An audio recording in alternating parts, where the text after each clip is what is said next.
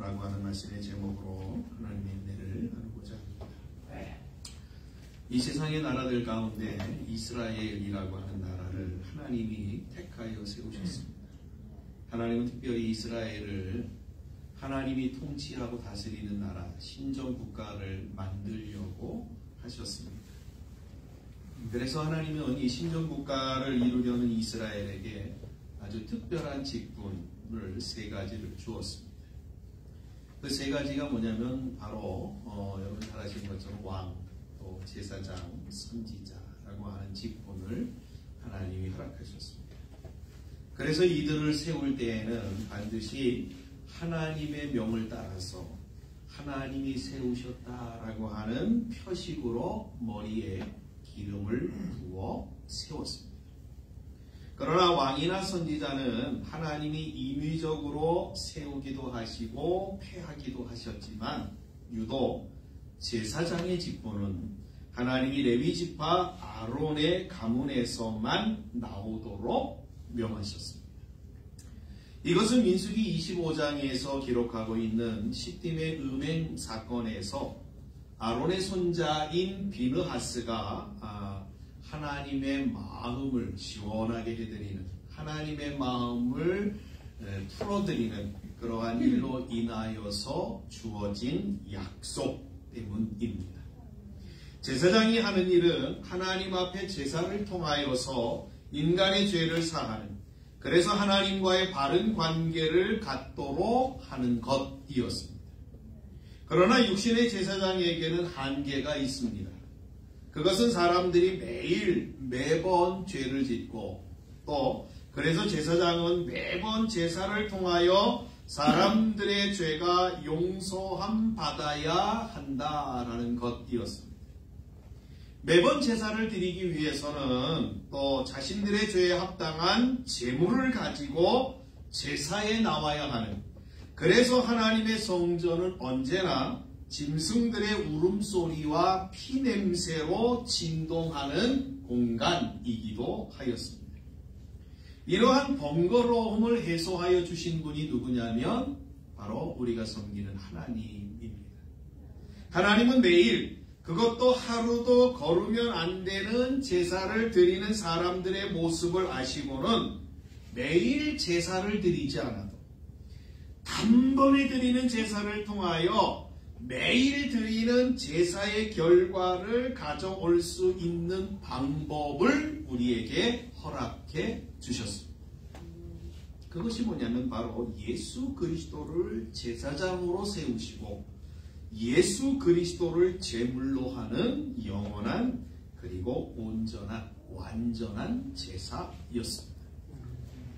하나님은 예수님을 영원한 제사장으로 세우사 완전한 제사를 드리게 할 것에 대하여, 그래서 구약의 모든 제사를 폐지하시는 일을 하시는 것을 아주 오래전부터 계획하셨습니다. 그래서 하나님은 다윗의 후손을 통하여 이 일을 이루실 것을 미리 말씀하셨고 때가 되어 그것을 이루셨습니다. 성경 히브리서는 예수님이 구약의 모든 제사를 단번에 해결하시는 완전하고 영원한 제사장 되심에 대하여 이렇게 몇 가지로 증거하고 있습니다. 예수님은 아론의 족보를 따라서 오지 아니하고 제사장 되지 아니하였다라고 하는 것이 히브리서가 증거하고 있는 내용이에요.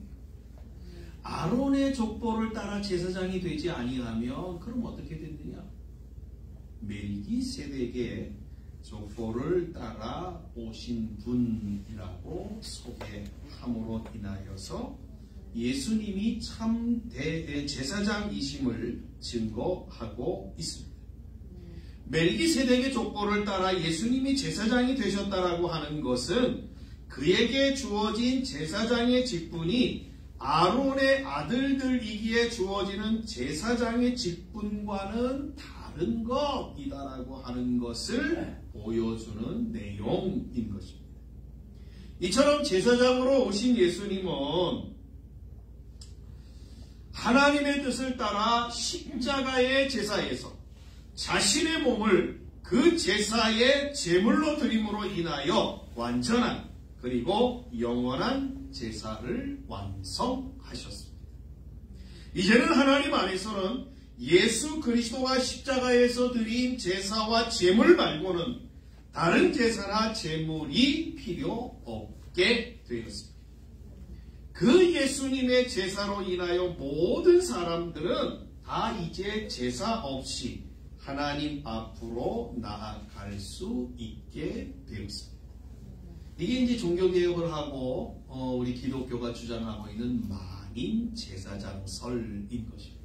그렇죠. 그러니까 우리 캐톨릭에서는 계속해서 지금 교황을 통하여서 우리가 하나님 앞에 마리아를 통해서 하나님 앞에 이렇게 나아갈 수 있다라고 하는 어떠한 이러한 그렇죠? 대속자를 이야기한다라고 한다면 기독교는 누구든지 이제 예수 그리스도로 말미암아 하나님 앞에 직접 제사장이 됨으로 인하여서 나아갈 수 있게 되었다라고 주장하고 있습니다. 이것이 어디에 근거를 두고 있냐는 바로 예수 그리스도가 십자가를 통하여 단번에 드리는 제사를 완성하셨기 때문인 것입니다. 이것이 바로 우리에게 허락되어진 가장 위대하고 놀라운 일인 것입니다. 오늘은 히브리서 7장 25절 이 한 절의 말씀을 통하여 제사장된 예수님의 사역이 우리에게 어떻게 이루어지는가, 어떠한 은혜를 주는가라는 것을 다시 한번 생각함으로 우리의 신앙을 점검하려고 합니다.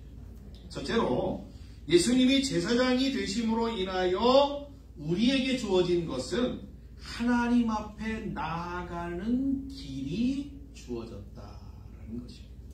하나님께로 나아갈 수 있는 그러한 은혜가 주어졌다라고 성경은 우리에게 이야기하고 있습니다. 본문 앞절에 보시면 자기를 힘입어 하나님께 나아가는 자들을 이렇게 증거합니다. 여기 자기는 바로 예수님을 가리키고 있지 않습니다. 지금 성경은 하나님께 나아가는 방법은 오직 예수님을 힘입어 나아가는 방법뿐이라고 일러주고 있음을 보게 되었습니다.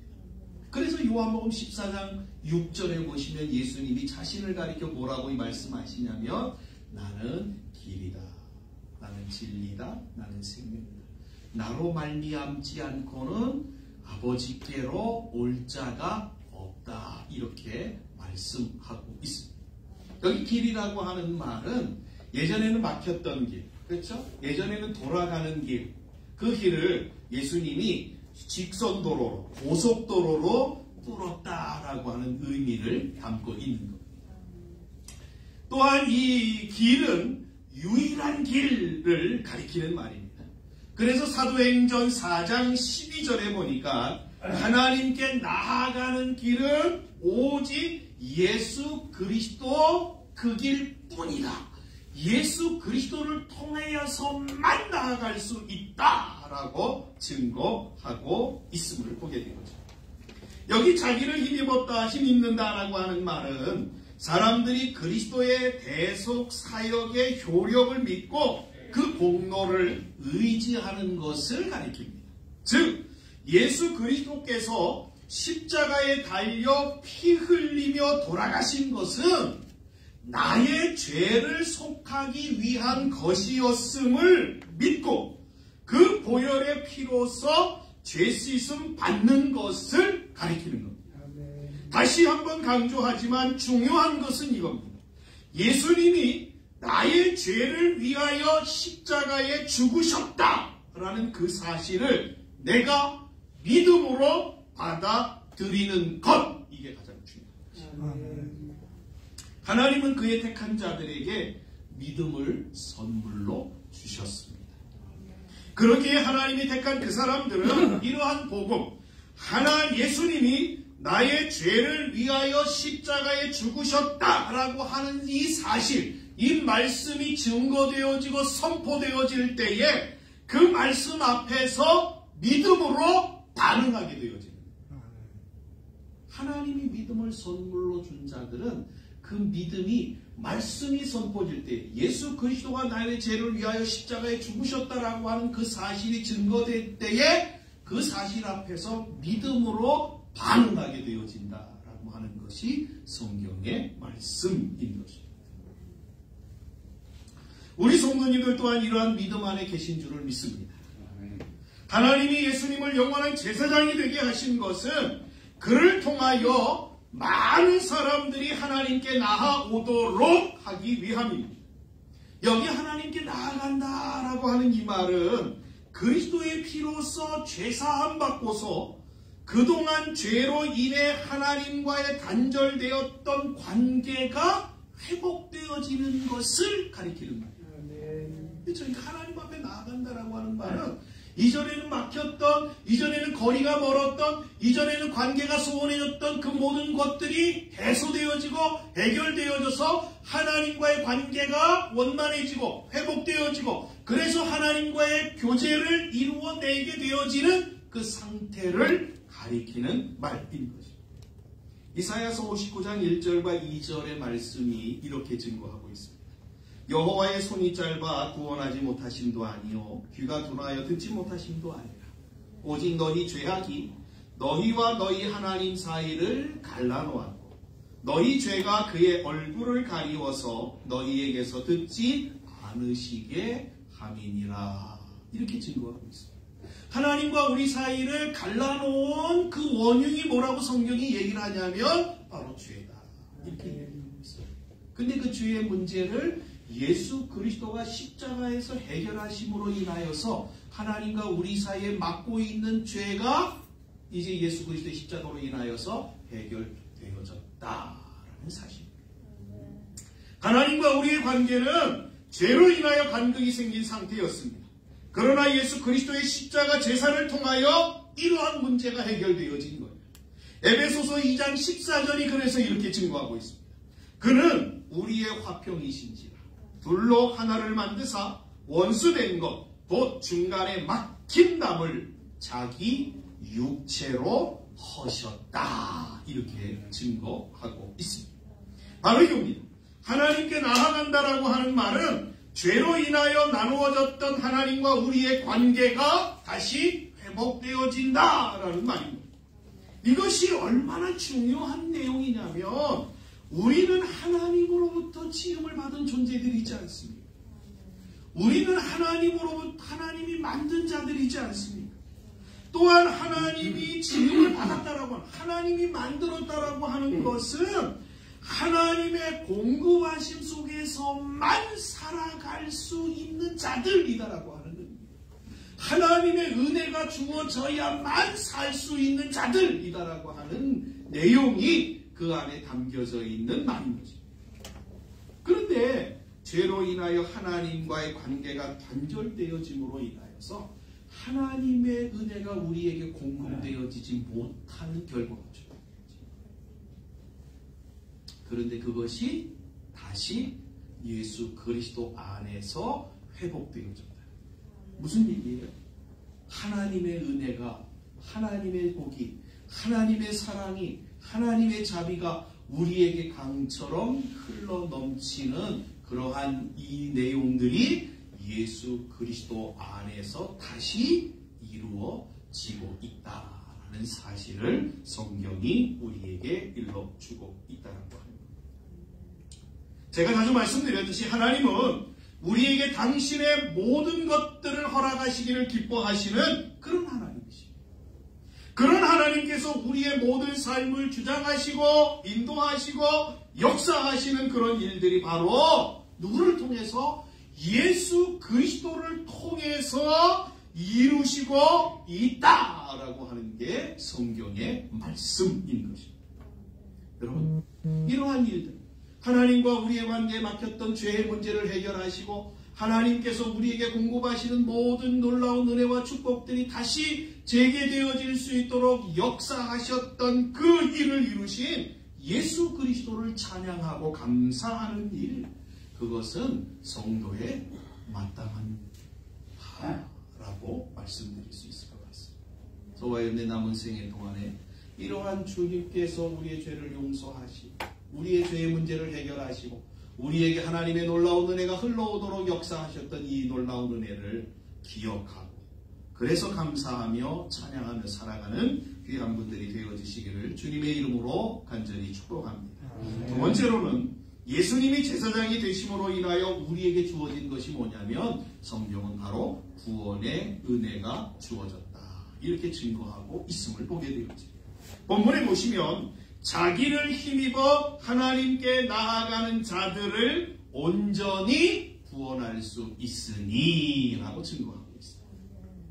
다시 말씀드리면 예수님이 나의 죄를 위하여 죽으셨다라고 하는 사실을 믿는 믿음으로 하나님께 나아가 하나님과의 관계를 회복하는 사람들에게 하나님이 온전한 구원을 이루어 주신다라고 하는 말씀인 것입니다. 여기서 주목해야 될 단어가 하나 있습니다. 그게 무슨 단어냐면 온전히라고 하는 단어입니다. 이 온전하다라고 하는 말은 두 가지의 의미를 가지고 있는데 하나는 시간적으로 언제든지 라는 의미를 갖고 있습니다.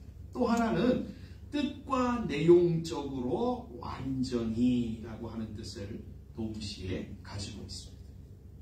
이런 이 두 가지 의미를 이제 함중에서 이야기한다라고 하면 어떤 의미를 내냐면 구원이라고 하는 것은 현재성과 미래성을 포함하고 있다라고 하는 의미가 되어집니다. 즉 누구든지 예수 그리스도를 믿기만 하면 그 즉시 죄사함을 받고 하나님의 영적 자녀가 되어집니다. 이거는 현재적인 구원이라고 말씀드릴 수 있습니다. 그렇죠. 그러나 여러분 구원이라고 하는 것은 이것의 끝이 아닙니다. 구원이라고 하는 것은 포괄적인 걸 이야기해요. 그래서 신학적으로 얘기할 때 구원이라고 하는 것은 여러분 우리가 예수 그리스도를 믿고 죄사함을 받아서 영적인 자녀가 되는 것을 우리는 신학적인 중생 이렇게 얘기를 하잖아요. 근데 구원의 서정, 구원의 계속 긴 여정을 생각하면 중생이라고 하는 것은 구원의 가장 출발점에 지나지 않아요. 그렇죠? 그러면 중생을 하고 그 다음에 뭐예요? 우리 안에 신앙이 되고 신앙과 믿음이 쌓이고 그래서 또 성화를 이루고 또 그래서 영화를 이루어내는 이 과정들이 쭉 연결되어져. 그러니까 구원이라고 하는 것은 이 중생의 과정만 이야기하는 것이 아니라 이 모든 이 과정, 그렇죠? 구원의 모든 여정들이 다 담겨져 있는 것을 가리켜 구원이다. 이렇게 이야기를 하고 있습니다. 장차 그리스도의 재림 시에 영생을 얻게 되는 것, 우리가 하나님과 영원히 살게 되어지는 것 또한 구원의 내용입니다. 그래서 이걸 가리켜 뭐라고 얘기를 하냐면 미래적 구원이라고 이야기를 합니다. 그러니까 온전하다라고 하는 이 말 속에는 구원의 시작과 구원의 끝이 시간상으로 다 여기에 포함되어져 있다. 그렇죠? 네. 이처럼 하나님이 주시는 구원은 현재적이면서도 미래적인 것입니다. 또한 이 구원은 한번 받으면 영원한 효력을 갖고 있기에 완전한 구원이라고 부르기도 하는 것입니다. 이러한 구원이 바로 예수 그리스도를 통하여 우리에게 주어진 구원인 겁니다. 저와 여러분들이 이 사실을 기억하시고 우리가 구원받았다라고 하는 것은 여러분 이렇게 생각하시면 아 내가 예수 믿고 이제는 이제 천국 가게 되었다 이 정도로 끝나는 거예요.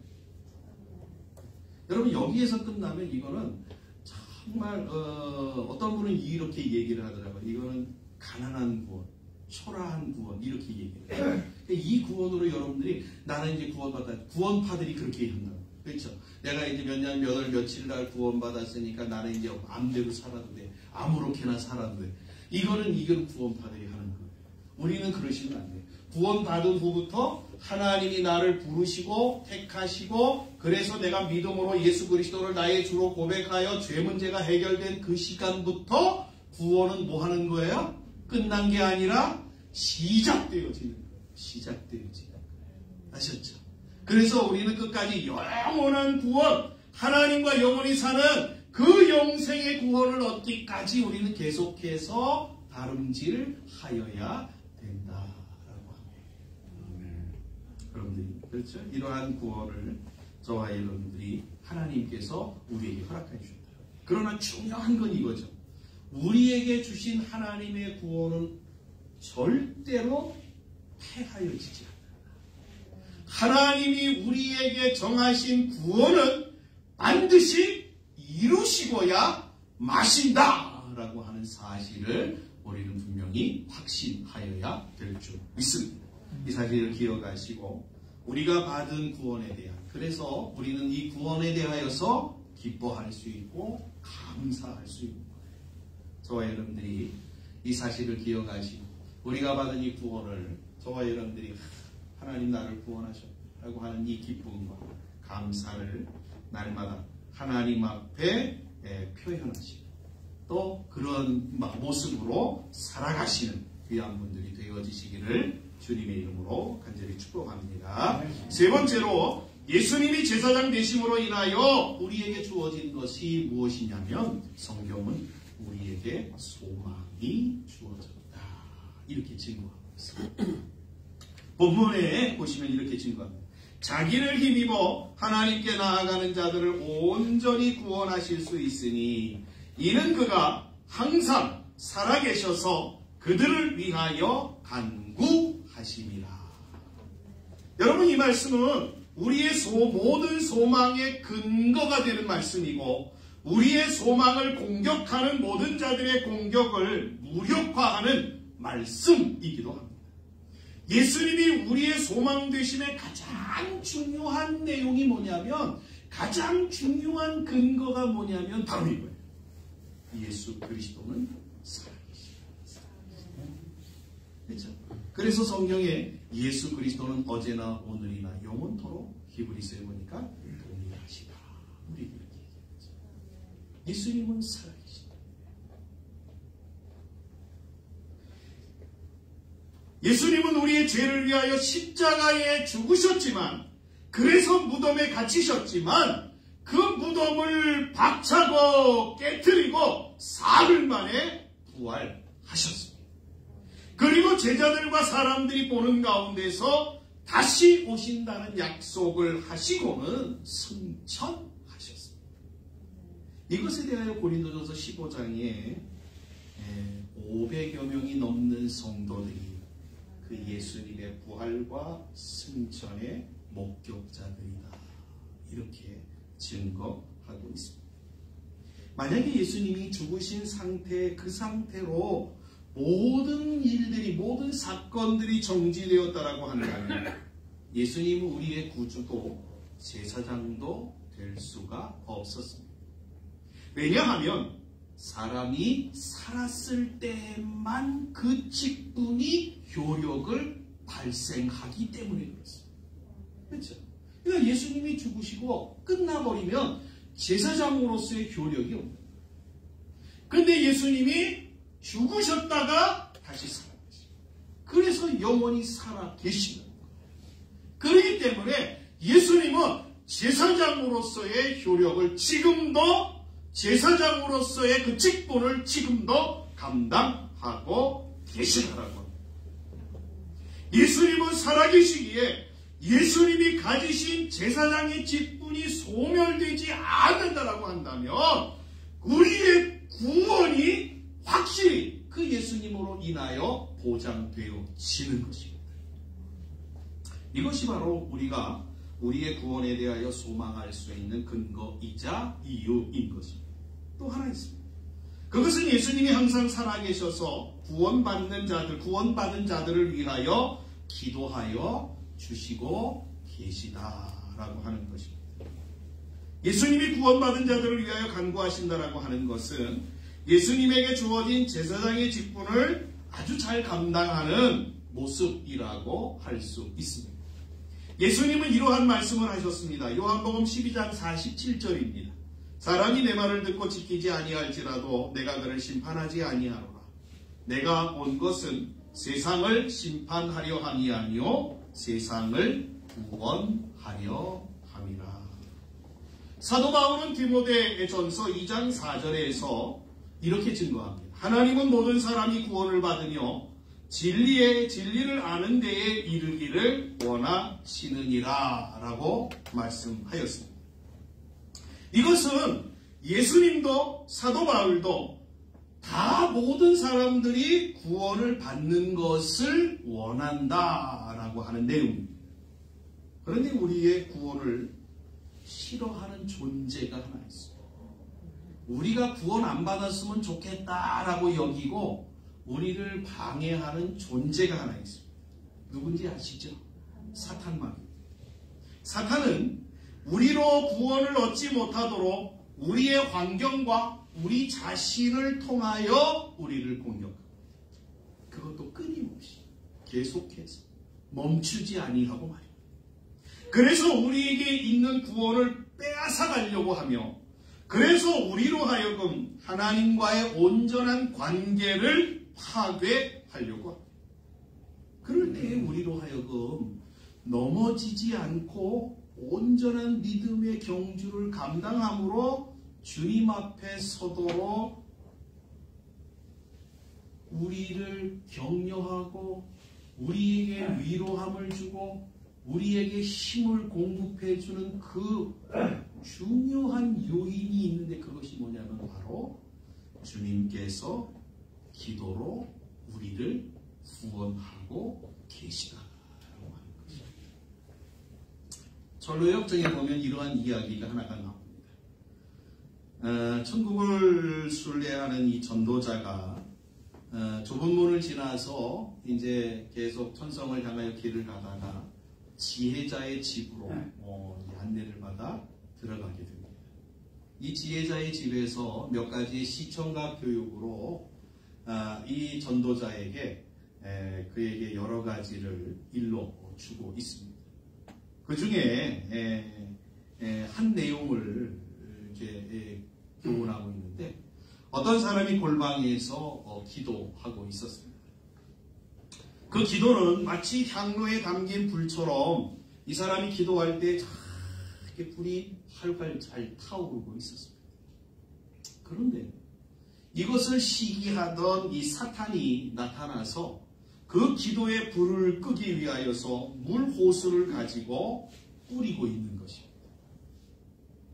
그런데 사탄이 계속해서 호수를 가지고 물 호수를 가지고 물을 뿌리는데도 불구하고 그 불이 꺼지지 않는 거예요. 향로의 불이 꺼지지 않는 거예요.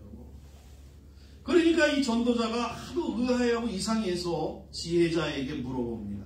아니 이게 어떠한 일이기 때문에 이렇게 불이 꺼지지 않습니까? 아니 이 불보다 물이 훨씬 더 많기 때문에 금방 꺼져야 정상인데 왜 이렇게 불이 꺼지지 않죠? 라고 물어봤어요. 그럴 때 지혜자가 이 전도자를 데리고 방 뒤쪽으로 이렇게 돌아서 그 전도자를 안내해서 보여주고 있습니다. 그 뒤쪽으로 돌아갔더니 어떠한 광경이 펼쳐지고 있냐면 예수님이 기름 호수를 가지고 물 호수보다 더 큰 기름 호수를 가지고 계속해서 그 기도의 향로에다가 기름을 대주고 계십니다. 그러니까 아무리 물 호수를 갖다가 두어도 그 기름 호수가 더 많기 때문에 절대 불이 꺼지지 않고 있음을 보여주고 있는 내용이었습니다. 이것은 사탄의 방해 공작보다도 예수님이 우리를 위하여 우리를 지키시는 능력, 우리를 위하여 기도하는 기도의 능력이 더 크심을 보여주는 내용이라고 할 수 있습니다. 그래서 로마서 8장에서 이렇게 얘기하고 있지 않습니까? 하나님이 우리를 사랑하시는 그 사랑에서는 사탄도 세상의 그 어느 것도 세상에 있는 어떠한 힘과 권세와 능력도 절대로 끊을 수 없다라고 말합니다. 이것이 바로 우리를 위하여 하나님의 보좌 앞에서 간구하시는 예수님을 통한 우리에게 주시는 소망의 내용입니다. 그러니까 예수님이 우리를 위하여 기도하시고 있는 이상에는 절대로 우리에게 무엇이 없다? 실패가 없다. 실패가 있을 수 없다는 거예요. 우리는 무엇이 있다고요? 소망이 있다는 거예요. 단지 어떻게 해서 실패하게 되냐면 왜 실패하게 되냐면 그 예수님이 나를 위하여 기도하는 그 기도를 내하고는 상관이 없는 것이다. 나는 필요 없다 라고 여기며 그 예수님의 기도를 무시할 때에 우리는 실패하게 됩니다. 그러나 그 예수님이 나를 위하여 기도하는 것에 대하여 내가 그 예수님의 기도를 의지하고 그 힘을 의지하고 주께로 나아갈 때에 우리는 절대로 실패하게 되어지지 아니한다라고 하는 사실을 우리에게 말씀하고 있는 내용인 것입니다. 또한 우리 모든 사람들은 그리스도의 재림과 심판이 시작되면 빠짐없이 그리스도의 심판대 앞에 서게 되었습니다. 이때 사단이 또 나타납니다. 사단이 나타나서 예수 믿는 성도들을 그리스도의 심판대 앞에 설 때 그들을 참소하기 위하여서 사단이 우리의 모든 지난날의 과거의 행적들을 들추어내며 우리를 그리스도 앞에 참소하기 시작합니다. 그래서 우리의 구원을 무효화시키려고 합니다. 그럴 때 우리를 변호해 주시는 분이 누구신지 아십니까? 우리를 변호해 주시는, 물론 요한복음 14장에서 16장에 보면 보혜사 성령께서 우리를 변호해 주시는 변호사로 나타나고 있습니다만은 예수 그리스도 또한 그 과정에서 우리를 변호하시는 분으로 우리에게 역사하고 계시다라고 하는 거예요. 여러분, 예수님이 어떻게 해요? 아니다. 그렇죠? 이 사단이 계속 참소할 때 예수님은 그 자리에서 이렇게 말씀하시는 거예요. 내가 저를 위하여서 내가 십자가에 죽었다. 그래서 저 모든 죄 내가 다 어떻게 해요?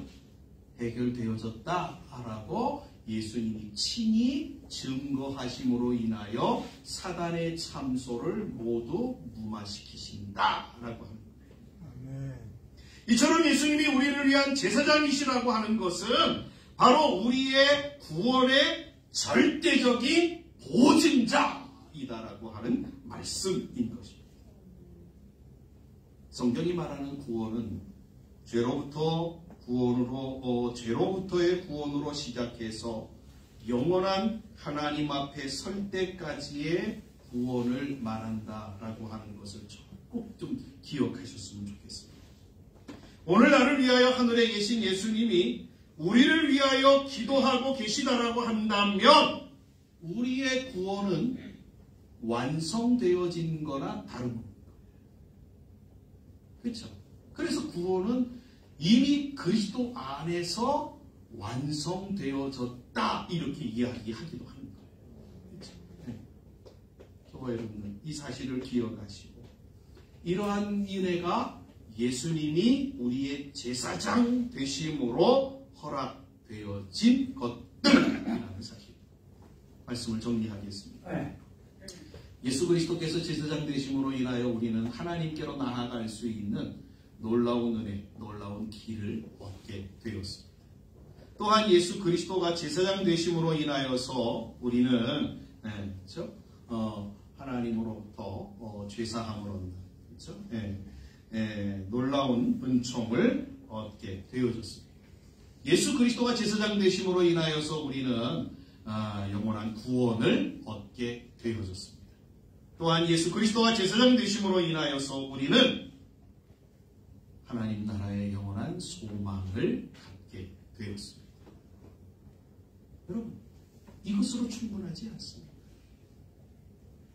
예수 믿는 사람들에게 주신 하나님의 놀라운 은혜, 우리의 죄 문제 해결, 우리의 영원한 구원의 문제 해결, 우리에게 주시는 하나님께서 우리의 소망이 되어서 항상 살아계시고 우리를 위하여 기도하시는 그 예수님의 든든한 구원자 백을 갖고 있는 우리의 삶, 여러분, 성도의 삶이 이것으로 충분하지 않습니다. 그렇죠? 이것으로 우리는, 그렇죠? 이것만 있다라고 해도 우리는 정말 우리의 남은 모든 생에 하나님 앞에 주신 은혜에 감사하고 구원에 감사하고 주님이 나와 함께 하심에 감사하고 나를 위하여 기도하심에 감사하고 나를 도와주심에 감사하고 우리는 살아갈 수 있는 줄 믿습니다. 그럼에도 불구하고 우리는 그렇죠? 그러한 은혜를 잊어버리고 또 다른 새로운 은혜, 다른 은혜, 그것 말고 다른 어떠한 우리의 세상적인 어떠한 물리적인 은혜를 추구하는 이러한 어리석음 가운데 빠져서는 안 되는 줄 압니다. 저와 여러분이 오늘 이 말씀을 기억하시고 우리는 우리의 구원에는 오직 예수님만 필요합니다 라는 이러한 고백으로 주 앞에 서야 될 줄 믿습니다. 그래서 예수님을 우리의 구주로 삼고 주어진 삶을 살아야 할 줄 믿습니다. 그럴 때에 우리의 제사장이신 예수님을 통한 구원과 소망이 저와 여러분들의 삶에 가득하게 되어질 것입니다. 그러한 은혜가 있기를 주님의 이름으로 간절히 축복합니다. 기도하겠습니다.